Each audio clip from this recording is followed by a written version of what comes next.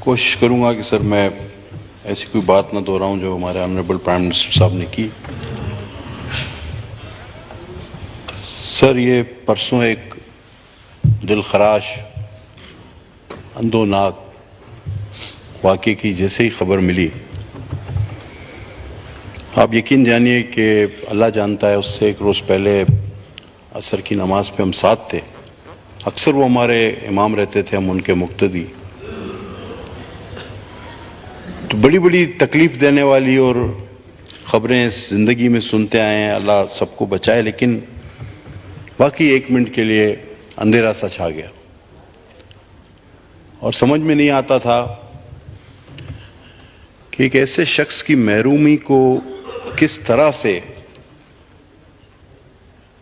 अल्फाजों की शक्ल दी जाए, जो एक दोस्त भी, जो एक साथी भी गुज़िश्ता 5 साल से, चाहे वो बेंचेस हों या ये बेंचेस हों, एक साफ गो, पुरईसार, सादा और बहादुर साथी। बहुत कम लोग ऐसे आपको मिलते हैं जिनकी सिफात बयान करते हुए शायद आपके अल्फाज आपका साथ छोड़ते जाते हैं। तकाजा तो यह है कि सबसे पहले हम उनके लवाहिकीन अहले खाना से ताज़ियत का इज़हार करें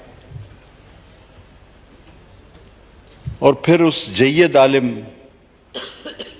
से महरूम होने पर उनकी जमात को भी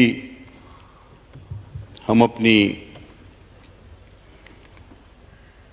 हमदर्दी का एहसास दिलाएं कि जी मुफ्ती साहब सिर्फ आपका असासा, आपका कीमती सरमाया नहीं, बल्कि हम सब के कीमती सरमाया थे। मुफ्ती साहब से कैबिनेट हो या निजी तौर पर, अगर हम कैबिनेट से बाहर असेंबली में 4 साल तो वहां गुजर गए, बड़ा करीबी ताल्लुक रहा। मैं समझता हूं सर कि जो हज का जिक्र प्राइम मिनिस्टर साहब ने किया, तो मेरे कुछ जानने वाले रिश्तेदार जब ये खबर आई तो मेरे साथ तशरीफ फरमा थे।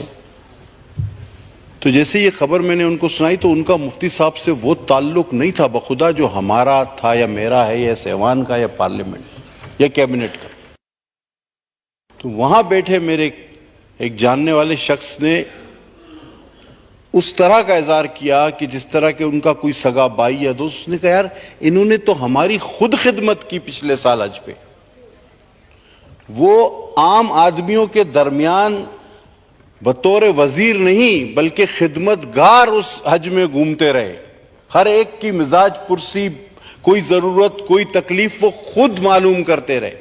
वो आम हाजियों में गुले मिले रहे और जो लोग बड़ा महंगा और वीआईपी हज करते हैं, उन पर वो पाकिस्तानियों का आम हज जो है वो ज्यादा बेहतर साबित करके दिखाया। और उन्होंने ये बताया कि इंसान कोशिश करे तो सब कुछ जायज। बात की प्राइम मिनिस्टर साहब ने, मैं नहीं कहना चाहता था, लेकिन चूंकि हमारे लीडर ऑफ हाउस हैं, उन्होंने उस बात की अभी जिक्र किया कि मुफ्ती साहब बड़े सादा इंसान थे और साफ गो भी थे। और किसी हद तक मैं अपनी जाती तौर पे कहूंगा हमारी भी हिमायत थी उनको। सर, बात ये थी कि मुफ्ती साहब, जब असल बात की तरफ मैं आना चाहूंगा कि सर हमने कोशिश की, वाकई इस वक्त पाकिस्तान में महंगाई है और किस लिए क्यों है सब जानते हैं। हम फायर फाइटिंग कर रहे हैं और करते रहेंगे, उसका जिक्र ऑनरेबल प्राइम मिनिस्टर ने भी किया। लेकिन सर मैं कभी भी इस हक में नहीं रहता, ठीक है मैं अपने आप को सिंगल आउट कर रहा हूं, कि अगर आप उसकी 2011 की लैंड क्रूजर लेके आप उसको 13 सीसी से गाड़ी दे रहे हैं, वो जो चिपक गई उसके साथ, वो गाड़ी तो, ये जो पाकिस्तान मेड गाड़ियां हैं, इनका तो बलून भी नहीं खुलता और इसको तो साइकिल टक्कर मारे तो ये उलट जाती है। तो ये जो आपने 2011 की लैंड क्रूजर लेके सबसे ऑस्टेरिटी ये खड़ी कर दी है, तो ये खड़े खड़े खराब होती रहे और ये वजीर इस तरह मरते रहे। एक अगर उसके पीछे स्क्वाड होता तो इसको इज्जत से अस्पताल तो ले जाता। उसको थ्रेट भी थे, सबको हैं, हमने कोई हम वो नहीं जो तालिबान को पनाह दे रहे हैं, हमें तो थ्रेट होंगे। हम हॉस्टिलिटी करना चाहते हैं, हम इस कौम के गम में बराबर के शरीक हैं, लेकिन जब आप हम सब किसी को कहते हैं कि हमारी तनख्वाह 1,68,000 रुपए, तो वो आपके मुस्कुरा के मानी खैज मुस्कुराहट से नहीं देखता कि यार इसको देखो, इनको देखो, ये कह रहे हैं हमारी तनख्वाह 1,68,000 है। इस हाउस में मौजूद मेंबरान और वजीरों के अलावा बहुत सारे ऐसे लोग हैं स्पीकर साहब जिनकी तनख्वाह हमसे ज्यादा है। तो मुफ्ती क्यों ना कहता कि जी गुजारा नहीं होता, और आप 1,68,000 क्लर्क का गुजारा नहीं होता, ग्रेड 2 ऑफिसर का गुजारा नहीं होता, आप कहते हैं मिनिस्टर को 1,68,000 में गुजारा करो, गाड़ी भी दे दो, स्क्वाड भी दे दो, जी हॉस्टिलिटी। अब मुफ्ती साहब की तरह के पास मेरी तरह कोई लैंड क्रूजर 2020 की या मर्सिडीज तो नहीं खड़ी थी कि आपकी 2011 की वो लैंड क्रूजर वापस करके दूसरे दिन 2022 की लैंड क्रूजर में या 500 ACL मर्सिडीज में आ जाते कि जनाब आपने गाड़ी ले ली, मैं ये ऑस्टेरिटी कर रहा हूं ना, 2011 की लैंड क्रूजर वापस, मैं मर्सिडीज या लैंड क्रूजर में या रेंज रोवर में आ गया। तो उन्होंने ठीक कहा, और ये सोचने का मकाम है हमारे लिए कि हम जिस चीज को ऑस्टेरिटी कह रहे हैं वो कहीं हॉस्टेलिटी से हटकर कुछ और तो नहीं बन रही। अभी हम जब एयरपोर्ट पे आ रहे थे, बीबी शाजिया मरी मेरे साथ, आबिद भैयो मेरे साथ, हम 12 बजे की फ्लाइट हमारी कैंसिल, 1 बजे की फ्लाइट से हम आ रहे थे, तो अचानक हम तीनों परेशान हो गए कि 25-30 आदमी आए, कोई इधर दौड़ रहा है, कोई उधर दौड़ रहा है। हमने कहा खुदा खैर करे क्या हो गया है। फिर पता चला जी हटो हटो कोई आ रहा है, तो हमने कहा कि अल्लाह खैर करे। तो मैंने जब देखा तो वो आरिफ अलवी भी नहीं था और मियां साहब तो यहां पे थे, मेरा सदर और वजीर आजम तो वो नहीं था। ये इतनी हड़बोंग किस लिए थी कि कुछ भी है जैसे तैसे अल्लाह ने वफाकी वजीर बनाया है, अवाम ने मुंतखब किया, धक्के पड़ रहे हैं, हटो ये वो, और उसके बाद जी कोई शख्स आए, तो मैं बीबी शाजिया बैठी है और आबिद, हम कह रहे थे यार ये कौन है, हमारे मुल्क का सदर वजीर आजम तो नहीं है। तो मैंने समझा शायद श्रीलंका का है, इसने बोला नहीं इंडिया का है, पता नहीं कहां का है ये, लगता तो प्रोटोकॉल का सदर वजीर आजम से नहीं कम नहीं था। वो फिर हमें धक्के धुके उसको बिठाया गया। फिर हमने पूछा कि भाई ये साहब कौन है, डरते डरते हमने, उन्होंने कहा ये डीजी साहब है, ये डीजी साहब है, खुदा की कसम। तो डीजी मैंने बोला ये डीजी है, बोला, मैंने कहा हमें धक्के क्यों मार रहे हो, बोला ये डीजी है भाई।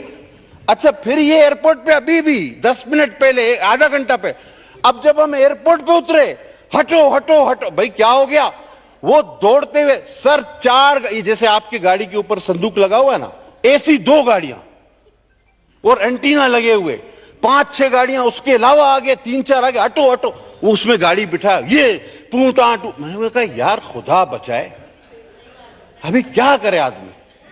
वो मैं, शाजिया और आबिद, हम लोग परेशान हुए, एयरपोर्ट पे खड़े हुए डरे हुए कि यार ये चला जाए, अल्लाह करे कोई हम लोग को गोली वोली ना मार दे। तो ये क्या अभी, और हमारा वजीर बेचारा चौक में लावारिस, एक कांस्टेबल उसके साथ नहीं जो उसकी लाश को इज्जत से उठाता। वो जो वहां पे पुलिस वाले हैं, खुदा की कसम उन्होंने पोली क्लिनिक में ये बयान दिया कि हमें तो पता ही नहीं था ये वजीर, हम तो रोड से उठा के लाए। आप क्या कर रहे हैं ऑस्टेरिटी के नाम पे, ये आपके जज 20-20, 18-18 लाख रुपए तनख्वाह ले रहे हैं, आपके आईन को तोड़ रहे हैं, आपके जर्नल गोल्फ खेल रहे हैं 50-50, 20-20 पता नहीं कितने लाख, और आप 1,60,000 और मुफ्ती रोड पे मरा हुआ पड़ा है, कोई उठाने वाला नहीं। पॉलिटिशियन बुरे हैं। अगर हम हकीकत का सामना नहीं कर सकते तो सच का सामना करना पड़ेगा हमें।